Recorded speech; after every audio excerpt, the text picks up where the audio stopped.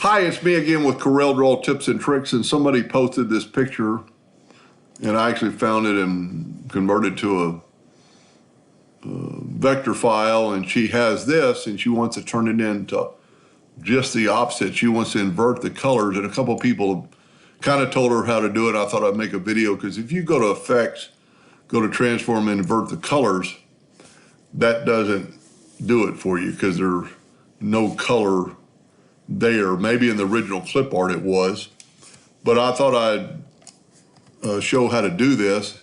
And before I forget, the main thing you want to think about is that outline, to make sure it's something other than a hairline, or it will not engrave. So just, make it 2 points and scale it with the object so it's sized. And I would, before I'd waste it on a tumbler, I would run it on a piece of wood. But to do this, I'm going to left click, right click, and we've got several options and several items, and I'm going to move the outline of the dog away. And this we want all filled in with black, but we're going to wait. And you know what I'm going to do? I'm going to go to Object, and I'm going to lock my yellow box so I won't be in the way.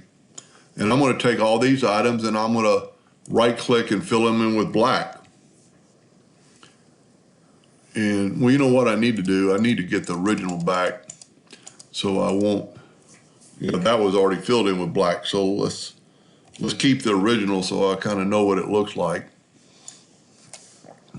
So we're going to left click, right click, so we don't need those.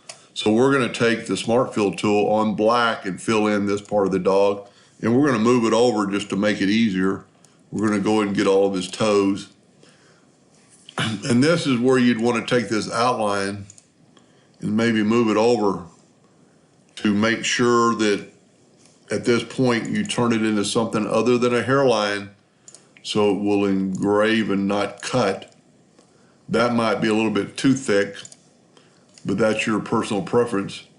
And then take the Smart Fill tool and fill in these two other lines that now become so thick that they don't really have much color. Now we want the dog's face to stay intact, but we want all those filled in with black. So we're going to take this, we're actually going to move it down here, and we're going to select it all, and we're going to right click black. No, that didn't work. We have to take the mouth away, and what we're going to have to do is go to Object and break the curve apart, take his mouth part away, and then select all these items and right click the mouth. And there you have it already. We do not need this outline. So, and we do not need these. So we've taken it and inverted it to,